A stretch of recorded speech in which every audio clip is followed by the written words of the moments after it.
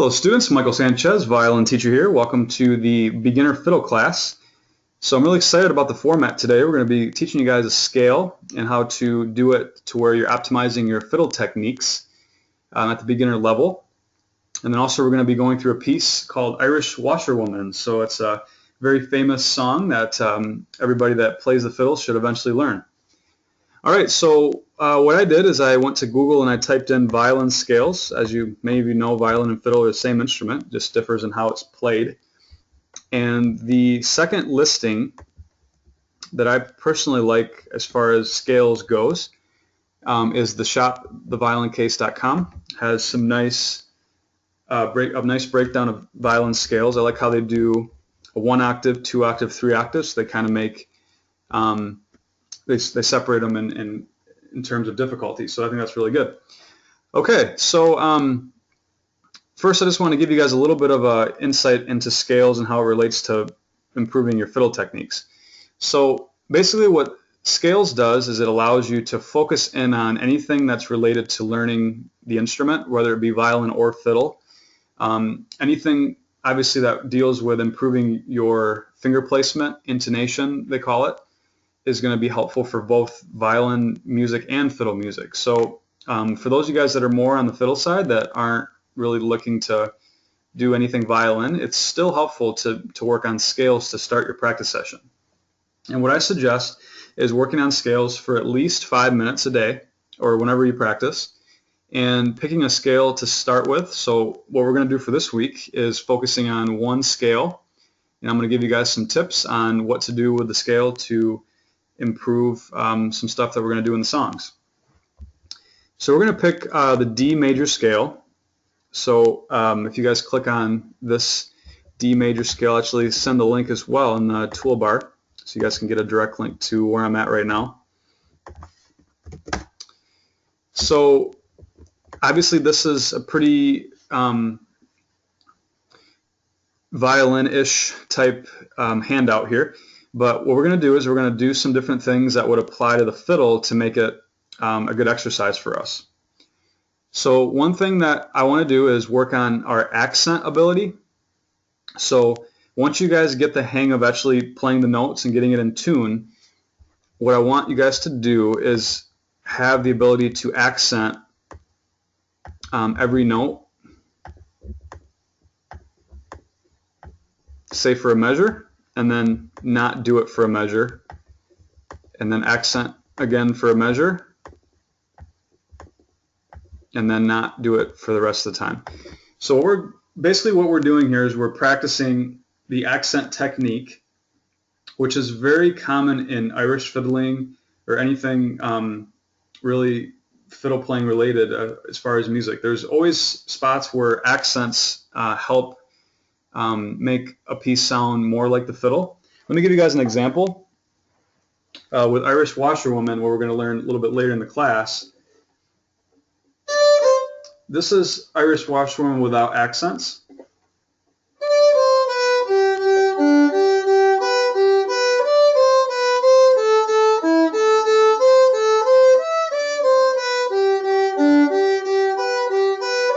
Okay, but now if I add in accents on every sixth note of the piece, I'm sorry, not six, 1 and 4, the first beat and the fourth beat.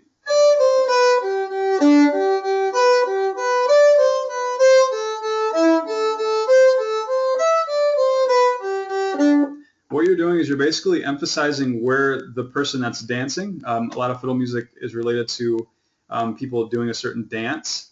You're emphasizing their steps. Now, it doesn't really show as much when the piece is going slow, so let me just show you guys when it's going fast how it really helps out the sound of the piece.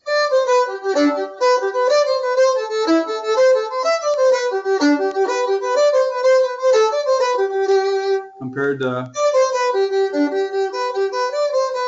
So raise your hand if you guys can tell the difference there. Hopefully so. Okay. Awesome. Okay, so what we're doing here is we're working on accents in a scale to really help you guys eventually get a really awesome fiddle sound.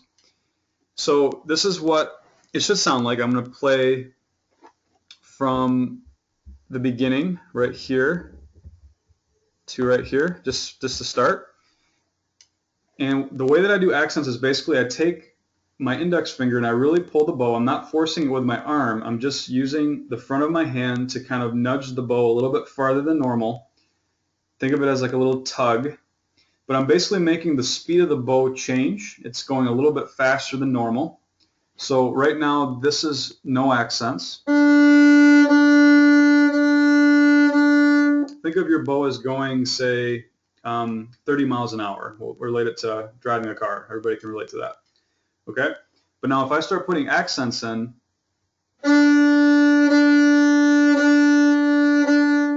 I'm basically starting going really fast. I'm maybe going more like 40 miles an hour or 50 miles an hour, and then going back to 30. And I'm constantly doing that as I go. So let me show you guys the bow stroke. I did this in the last class. Hopefully you guys don't hate my drawing here. But when I'm going with no accents, the speed of the bow back and forth is constantly 30 miles an hour, let's say. Okay? But if I'm doing accents, here's my bow stroke. This part and this part, basically when I'm changing directions, when I'm about to change, when I'm about to go this way, this is where my bow is actually going more like, let's say, 50 miles an hour. And then it goes back to 30 in the middle. So in the middle it's the same. Raise your hand if that makes sense. You like my analogy here? All right, cool. All right, so yeah, so basically we're trying to change what we're doing in this area, in the transition points of the bow, whereas before we're not doing anything. We're just going back and forth the same speed. That's a little bit easier. But the reason why we're going to do back and forth is that it's a good practice to be able to do both. Because, yeah, in your pieces you're going to see both. All right, so I'm going to get rid of everything I have. No, I shouldn't because I wrote in the accents. Okay, let me play through it the way that it should sound. Ready, set, go.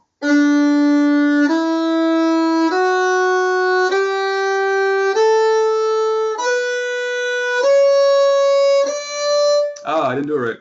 I did all accents there. So now you guys know what it sounds like with all accents. Let me do it with 4 accents and then 4 non-accents.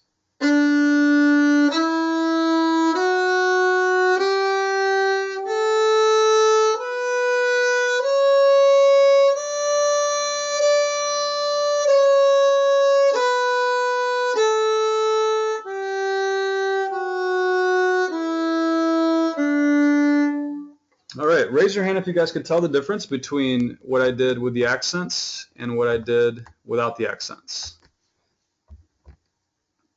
Okay, so this is a technique that is not going to be able, you guys are not going to be able to do this by using your arm, by using the big muscles. It's all in the index, it's all in the small muscles. So your arm still has to be relaxed, you still have to be extending out, you still have to be bending the wrist.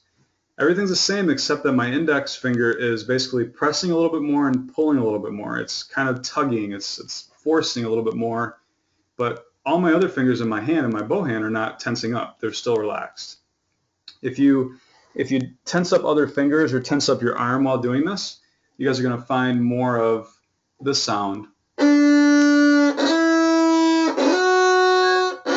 That, which we don't want. We want more of this sound. Like that. Okay, so I suggest working on this as part of your practice session.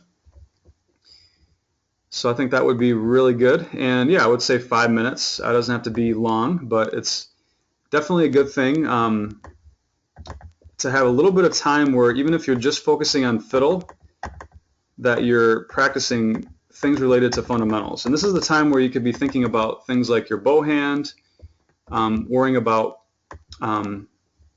just anything that you guys have learned in the classes. If you guys aren't sure of things that you need to work on, I highly recommend checking out the website and just learning about fundamentals and technique. I emphasize it quite a bit throughout the lessons.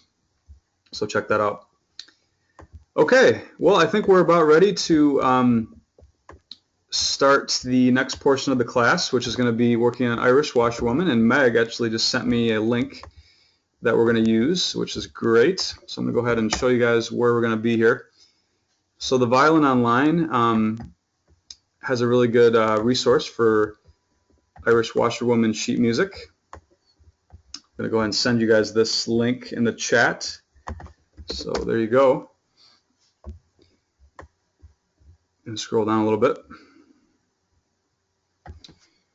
Okay, so let me just point out where the accents are going to be in this particular piece, so you guys can have an idea of kind of what we're shooting for. So basically on beats 1 and 4. What I mean by beats 1 and 4, this is beat 1, 2, 3, 4, 5, 6. Notice that the time signature is 6/8 time. So this is a very common key signature in Irish fiddle. And on beats 1 and on beats 4 is when you should emphasize the note. And that's what I was doing earlier. Now, technically, the music doesn't have to actually show the accent. Like in classical, you see everything written out. But in fiddle, basically anytime you have a piece that's in 6/8, that's anything related to Irish music, you can pretty much just assume beats 1 and 4 are accented. That's just a rule of thumb. It's like, you know, just always, I would suggest just always following that rule. It's pretty much universal as far as I know. So all these notes would be accented. And by doing those scales that we were working on earlier, I think that's really going to help you guys be able to do that, be able to optimize your ability to do accents. Okay, so let me just play through the beginning with the accents.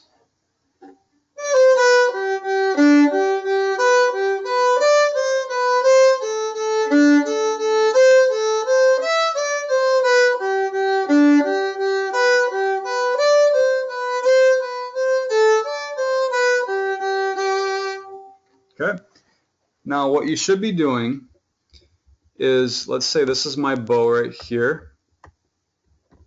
I'll play it slow, by the way, at the end for you guys to play along. But so as you play that first note, and it's accented, right? So you're going to be using a lot of bow for that first note. I would say get to about here. And then the next two notes, which are these two notes, I would suggest only using about that much bow to about there. And then for the next accent, I suggest going back to that starting location and then doing beats 5 and 6 here as well. So this is basically the path of the bow. Ba ba ba ba ba ba ba ba. Bum bum bum bum bum bum bum bum bum bum bum. Raise your hand if that makes sense, how I'm doing the bow stroke there. Okay? So it's really important not to be thinking this way. Ba ba ba ba ba ba ba bum bum. And you're trying to accent as well. Right now I'm just it's not very even, but I'm trying just to go even back and forth. If you're not using more bow on the accents, you're not going to get as good of an accent. It's not going to sound as fiddle. So it's important to be thinking in this way when you're doing this piece. Be thinking big. Actually, what I say is big, small, small, big, small, small, big, small, small, big, small, small, big. And big meaning more bow, small being less bow. Okay, and then I would use fourth finger in here, suggested right in here. That avoids a string crossing, so that's a good thing to do. So I suggest you guys working on that. There's a repeat sign, so you could probably play through it twice. The second half can be tricky in some spots. Let me just go ahead and point some stuff out down there. I'll play through it once just to kind of get us started with the second half.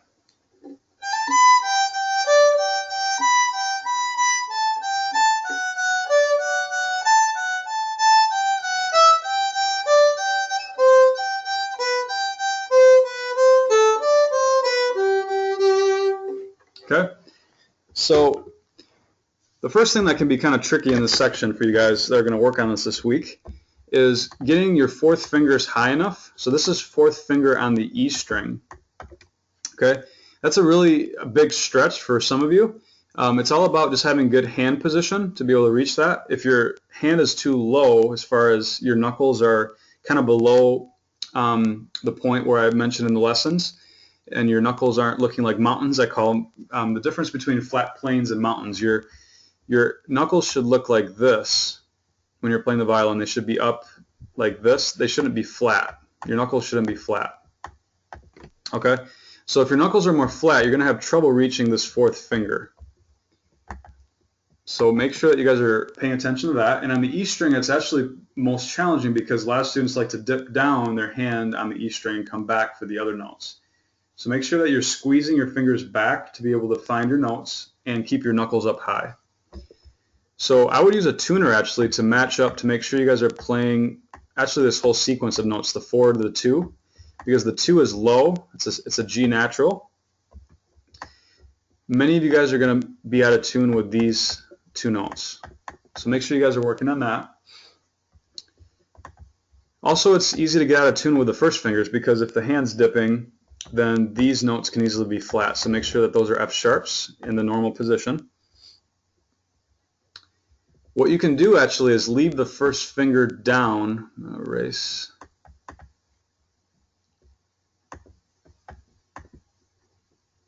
all the way until here. So if you leave your first finger down that whole time, that's going to be a very efficient way to play that fast. But if you're lifting your first finger up, then you're going to have trouble playing it fast because there's more movement going on that has to be going on.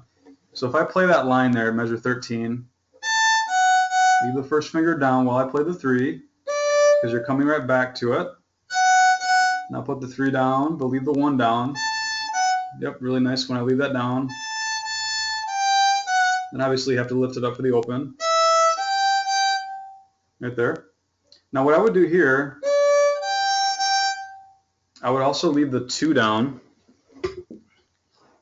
for this whole time from here. This is where it gets kind of tricky, technically to here. But what you have to do in this scenario right here is actually kind of rock your 2 over also to the A string. So you're leaving your 2 down here, you're not lifting it up, but you're kind of rocking your finger over to also be able to satisfy this second finger. Okay, so let me just kind of go through that at measure 15.